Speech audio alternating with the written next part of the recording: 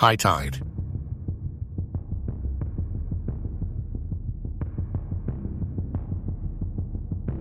Deep beneath the Atlantic's restless waves, the nuclear submarine HMS Audacious patrolled its designated sector.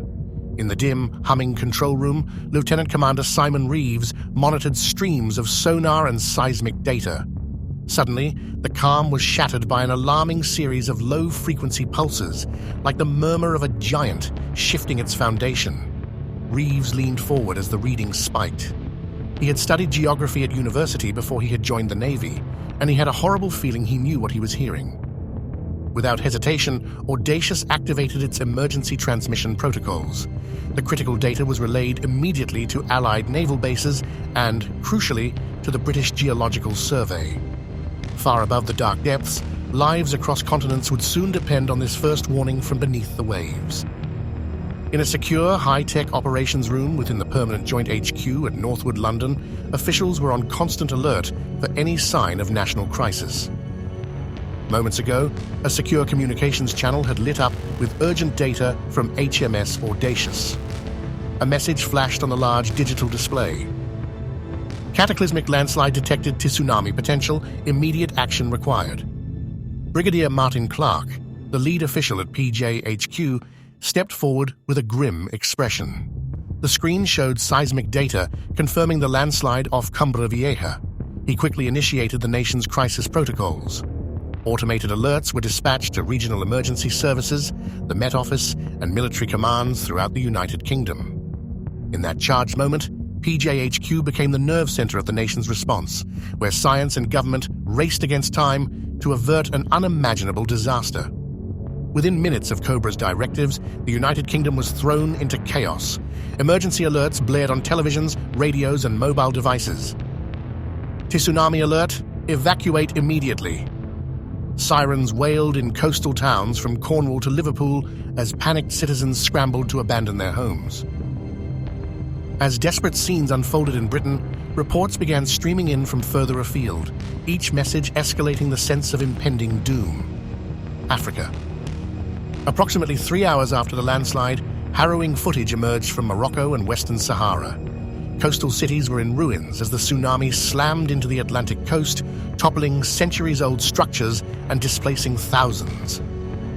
In Tangier and Agadir, emergency services struggled to respond to the devastation, with entire neighborhoods reported submerged under murky, churning water. Spain. Along the southern coast of Spain, particularly in Andalusia, coastal towns received the full force of the wave. Historic fishing villages and modern tourist resorts alike were battered by the surge. In the Balearic Islands, reports described harrowing scenes of ports and promenades swept away in moments, leaving behind shattered piers and debris-littered beaches. Portugal. In Portugal, the Algarve region, renowned for its sunlit coastlines, was unprepared for the massive onslaught. Within 2 to 3 hours of the initial event, cities like Faro and Portimao reported catastrophic flooding. Local authorities pleaded for calm over emergency radio channels as the tsunami transformed idyllic seaside towns into scenes of chaos and destruction. France. France's southwestern coast, where the Atlantic meets the Mediterranean, also felt the shock. Ports in the Basque region and along the Brittany coast reported severe damage. Witnesses described the sea as angry and unrelenting, with waves smashing into harbors and overwhelming coastal defenses. These early impacts in Africa, Spain, Portugal, and France increased the alarm in the United Kingdom. As the UK braced itself for the approaching wave, news bulletins reported that the tsunami was still gathering momentum in the East Atlantic. In contrast, reports from the United States and the Caribbean indicated that their brushes with the disaster would occur only later, allowing a brief window of focused terror in Europe before the wave's far-reaching reach was fully realized. High above the turbulent Atlantic, Flight Lieutenant Mark Harris guided an RAF Poseidon MRA-1 maritime patrol aircraft on its critical mission. Scrambled from RAF Lossiemouth, his team was tasked with tracking the tsunami's approach and providing real-time imagery to Cobra. Descending to 5,000 feet, Harris watched as the radar displayed a vast, undulating mass stretching across the ocean, a precursor to the monstrous crest that was steadily growing. "The crest is already measuring close to 80 meters in some areas," his co-pilot reported, their voices laced with both awe and apprehension. "Get the cameras rolling," Harris ordered, ensuring that every moment was documented. The aircraft's advanced sensors captured every detail, the gradual but terrifying buildup of the wave, its increasing amplitude, and the unmistakable sign of unstoppable momentum. A fresh message came through the comms. "HQ to MRA-1. Estimated time to reach Irish waters, 90 minutes. All maritime assets, secure deep water immediately." As the Poseidon turned northward, Harris took one final, lingering look at the colossal wall of water below, a silent, inexorable force racing toward the British coast, carrying with it the promise of devastation. With the United Kingdom on high alert, vessels across the Atlantic raced against time. The crucial warning from PJHQ had given some ships precious minutes to reposition into safer, deeper waters, while others found themselves caught in the tsunami's wrath. Survival hinged on swift, decisive action. HMS Queen Elizabeth, a formidable aircraft carrier engaged in routine exercises off the US East Coast, received the warning early. Its captain executed a rapid course correction, steering the vessel toward deep ocean waters. The carrier's towering superstructure allowed it to ride the swell with relative stability, though crew members braced for the tumultuous impact of the distant wave. Not all vessels were as fortunate. The Stena Horizon, a car ferry operating between Ireland and France, received its alert with only a few minutes to spare. Its crew attempted to position the ship to face the oncoming wall of water, a maneuver intended to minimize the lateral forces that could lead to capsizing. For a brief, surreal moment, the ferry's bow lifted as it ascended the rising wave, and passengers clung to their seats in suspended disbelief. Then, gravity reasserted its dominance. The ferry plunged down the back of the crest with devastating force. The hull was torn asunder by the violent motion, and water poured into the lower decks in seconds. Stena Horizon began its rapid descent into the dark depths, leaving only wreckage as a grim testament to nature's fury. Closer to the British coast, a Maersk container ship, alerted mere minutes ahead, executed an audacious maneuver by steering its bow directly into the approaching wave. The captain's risky tactic reduced the lateral forces that might have capsized the vessel. Though battered by shifting cargo and relentless surge, the ship managed to remain afloat, slipping into the relative safety of deeper waters. In the congested shipping lanes near the English Channel, smaller fishing trawlers and cargo vessels had little margin for error. The MV Norbay, a modest freight ferry traveling from Liverpool to Dublin, was caught in a treacherous section of the channel.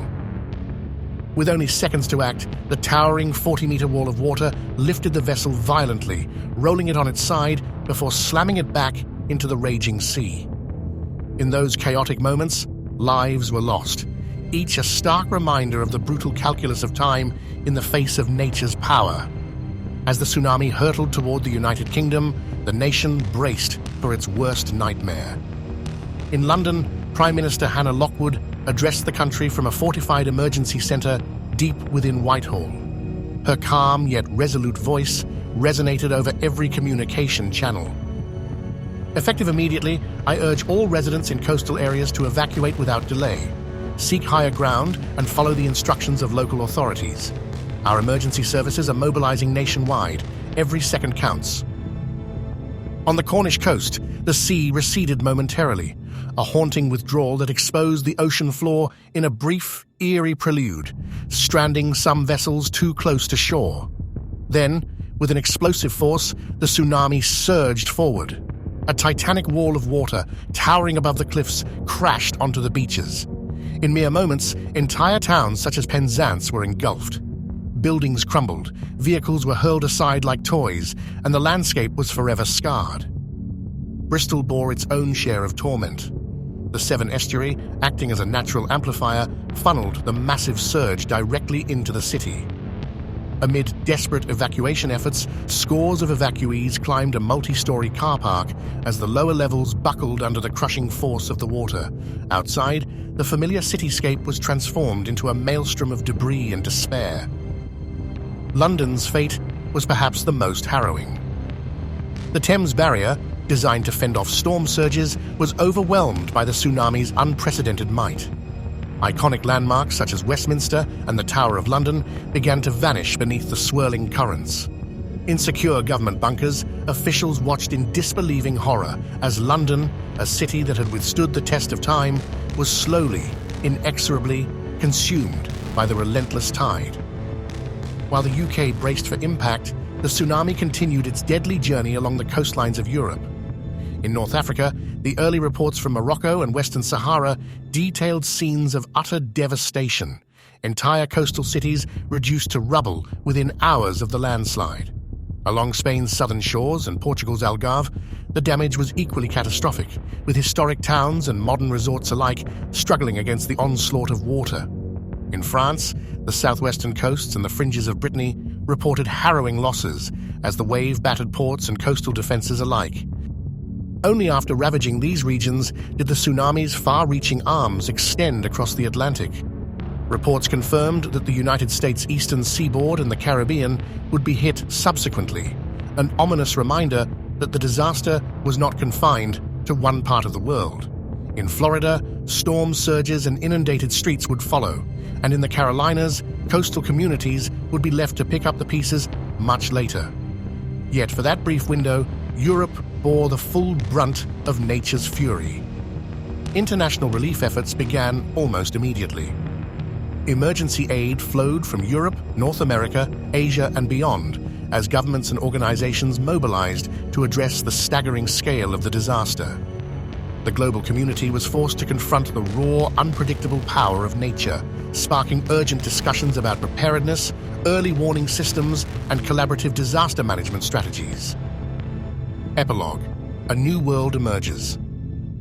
Months have passed since that fateful day when the Atlantic was transformed by a catastrophic tsunami. The United Kingdom, once defined by its storied coastlines and bustling cities, now stands on the threshold of rebuilding from unprecedented devastation. Along its battered shores, memorials honor those lost, while survivors and communities work together to restore a semblance of normality amid ruins that bear the scars of nature's wrath.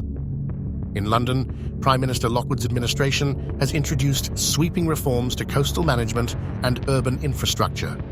New flood defences and enhanced early warning systems are being integrated into city planning. At an international summit in Brussels, world leaders forged a groundbreaking treaty aimed at mitigating the impact of future natural disasters, a unified effort born from the shared trauma of this catastrophe. Maritime operations have undergone a profound transformation. The lessons learned from the fate of ships during the tsunami have spurred innovations in vessel design and navigation systems. Modern aircraft carriers and container ships are now equipped with advanced predictive and positioning technologies designed to guide them into deep water at the first sign of danger. Submarines like HMS Audacious have become integral components of an international early warning system for undersea geological activity. Across the globe, communities are slowly piecing together their shattered lives. In North America, survivors in Florida, the Carolinas, and New York are emerging from the inundated remnants of their cities, while the Caribbean, though impacted later, is rallying under the pressure of rebuilding. In Morocco, Spain, Portugal, and France, reconstruction is underway as nations combine traditional resilience with modern engineering to safeguard against future disasters. The tsunami of Cumbre Vieja became a watershed moment in human history, a stark reminder of the raw power of nature and the necessity of global cooperation. In classrooms from London to Tangier, new curricula emphasize the critical importance of understanding natural phenomena, climate change, and disaster preparedness. Memorials and monuments now stand as eternal witnesses to that day, ensuring that future generations remember the price of neglect and the value of unity. As the sun rose over a transformed world, humanity faced an uncertain future. The scars of that day remained, etched into coastlines, cities, and hearts alike. Yet, from the devastation, a spirit of renewal took hold, a commitment to innovate, to cooperate, and to rebuild stronger than ever before. Don't forget to like and subscribe for more.